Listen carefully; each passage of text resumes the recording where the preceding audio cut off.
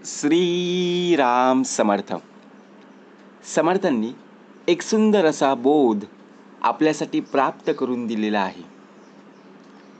ज्यावेळी आपले नातेवाईक असो किंवा शेजारी पाजारी असो किंवा अनोळखी व्यक्ती असो, ज्यावेळी खोटं बोलत असते ना, त्यावेळी खोटं बोलणाऱ्यांना आपण ओळखलं पाहिजे. आता कशा प्रकारे ओळखायचं आहे की खरंच ही व्यक्ती खोटं बोलत आहे? समर्थ म्हणाले, कधी कधी काही लोक इतक्या आत्मविश्वासाने खोटं बोलतात ना, की आपण बघा प्रत्यक्षपणे गोंधळून जातो. आपल्याला वाटतं की खरंच ही व्यक्ती खरं बोलत आहे. त्यांच्या चेहऱ्यावर हसू असतं, बोलण्यात गोडवा असतं, पण आतून जर पाहिलं ना, एक प्रकारे फसवणूक असते. आता आपलेच घरचे असतील, आपले दारचे असतील, आपले शेजारी पाजारी असतील, सहजपणे आपल्याला सांगतात की असं असं झालंय, तसं तसं झालंय. चेहऱ्यावर हसणार बघा, प्रत्यक्षपणे हसू सुद्धा येत नाहीये. कारण का? आपल्याला खरं वाटावं म्हणून ते सांगतात. आपण त्यांच्यावर काय ठेवतो? विश्वास ठेवतो की बाबा खरं आहे, या व्यक्तीने सांगितलं म्हणजे खरं असेल.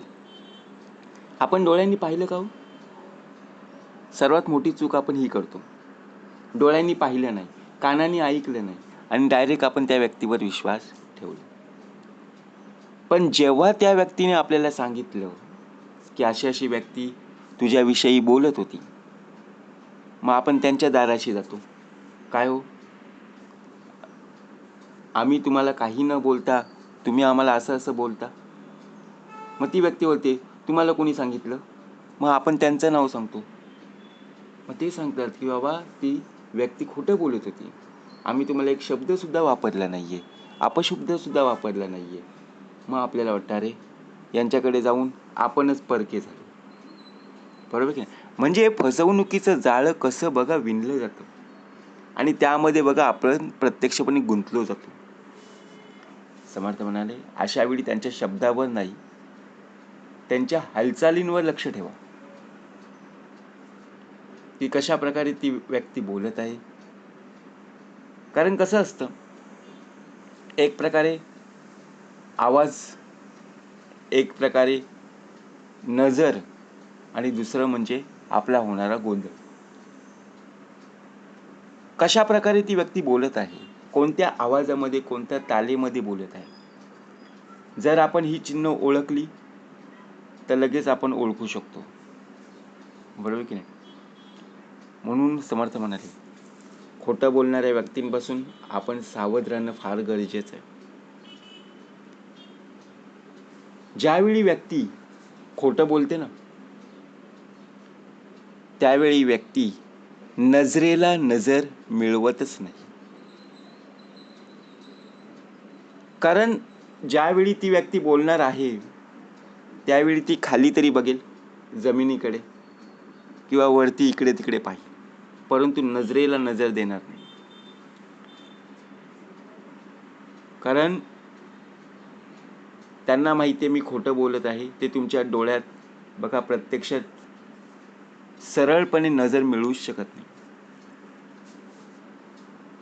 काही वेळा तो मुद्दाम नजरेत पाहतो, कारण त्याला वाटतं की मी प्रामाणिक दिसलो पाहिजे, परंतु त्याची नजर स्थिर नसते. म्हणून लक्षात ठेवा, खऱ्या व्यक्तीची नजर शांत आणि स्थिर असते, पण खोटं बोलणाऱ्यांची नजर अस्वस्थतेने हलत असते. म्हणून आपण सावध राहणं फार गरजेचं आहे. दुसरं म्हणजे काय आहे, तर ती व्यक्ती बघा पूर्णतः गोंधळून जाते. समोरची व्यक्ती जेव्हा बोलते, आपल्याला ती व्यक्ती खरं वाटते, परंतु बोलत असताना ती व्यक्ती थांबते. आता खरं काय बोलावं, त्यामुळे आपला गोंधळ होणार नाही, समोरची व्यक्ती कशी गोंधळात पडेल हे पाहत असते. कारण खोटं बोलणारा व्यक्ती बोलताना वारंवार थांबत असतो, अडखळतो आणि समोरच्याला गोंधळत बघा प्रत्यक्षात गोंधळात टाकत असतो. म्हणून समर्थ म्हणाले प्रत्येक शब्द विचार करून बोलला पाहिजे. खोटं बोलताना मेंदू सतत नवनवीन गोष्टी बनवतो आणि नक्कीच जुळवण्याचा प्रयत्न करत असतो, जेणेकरून तुम्हाला तो खरा वाटावा. पण जितकं जास्त तो बोलतो तितकं प्रत्यक्षपणे खोटं उघड होऊ लागतं. आता आपण विचार काय करणार?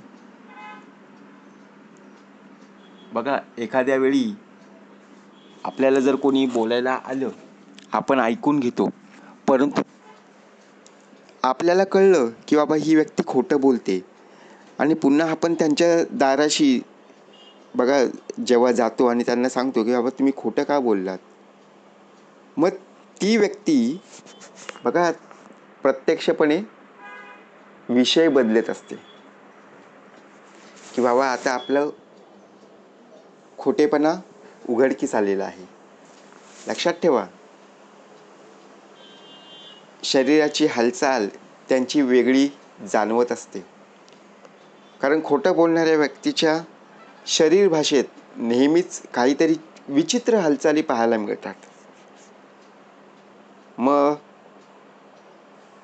ज्यावेळी बघा आपण एखाद्या वेळी रस्त्यातून जात असतो, त्यावेळी आपण सहजपणे ठरवतो ना किंवा आज ह्या व्यक्तीला आपण असं असं सांगितलं पाहिजे, बरोबर की नाही? परंतु ते खरं आहे का हे आपण स्वतःहून जाणलं पाहिजे.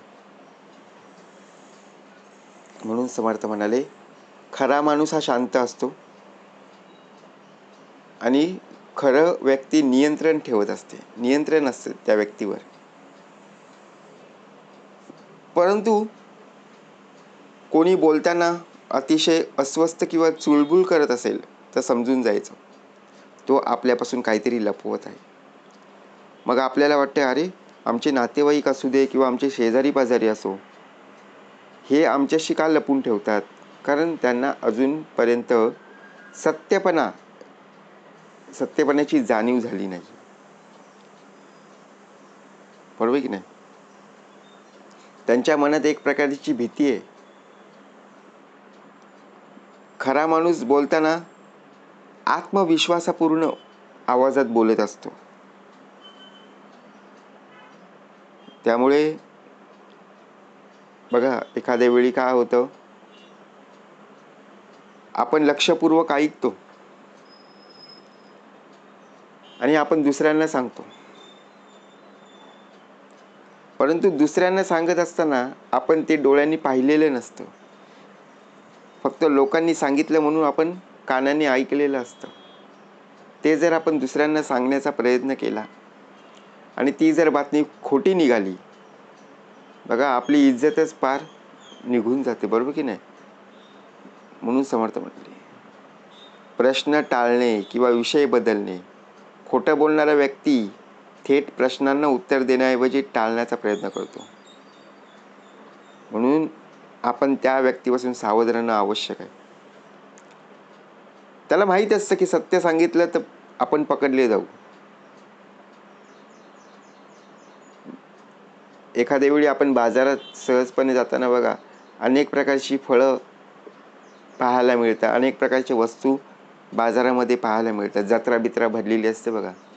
तिथे आपण जातो आणि बघा फटक्यात आपण तो एक फळ आपण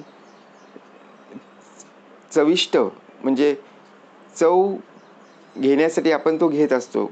आंबट आहे का गोड आहे घेणार तर नाहीये, परंतु आपण बघा एखाद्या दुकानात गेलो आणि त्यांना सांगितलं की बाबा कशी आहे द्राक्ष, मग आपण बोलतो ना आपण टेस्ट करू दे मला, मग आपण एक घेतो, आपल्या हाताशी असणारं बघा कोणी मुलगा असेल मुलगी असेल त्याच्या हातात पण एक देतो, नंतर बोलतो नाही गोड असतं, पण सांगतो नाही आंबट आहे. म्हणून समर्थ म्हणाले प्रत्यक्ष जर आपण पाहायला गेलो ना हा आपला स्वभाव असतो, आपल्यामध्ये बदल करणं आवश्यक आहे. गोड आहे तिथं गोड सांगताच आलं पाहिजे, खोटपणाची जाणीव करून उपयोग काय, बरोबर की नाही?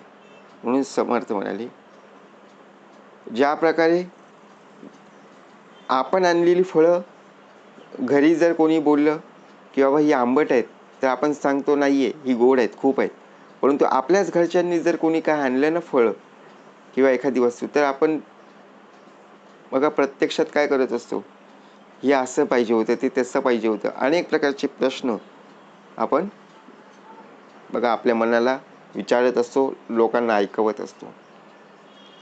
म्हणून खरी व्यक्ती तीच असते जी नेमकं उत्तर देत असते आणि खोटं बोलणारी व्यक्ती गोल गोल गोल गोल फिरून बघा प्रत्यक्षात तिथेच अडकवत असते. म्हणून अशा व्यक्तींपासून आपण सावध राहणं गरजेचं आहे, जेणेकरून खोटं बोलणारी व्यक्ती तिथल्या तिथं ओळखता आली पाहिजे. जय जय रघुवीर समर्थ.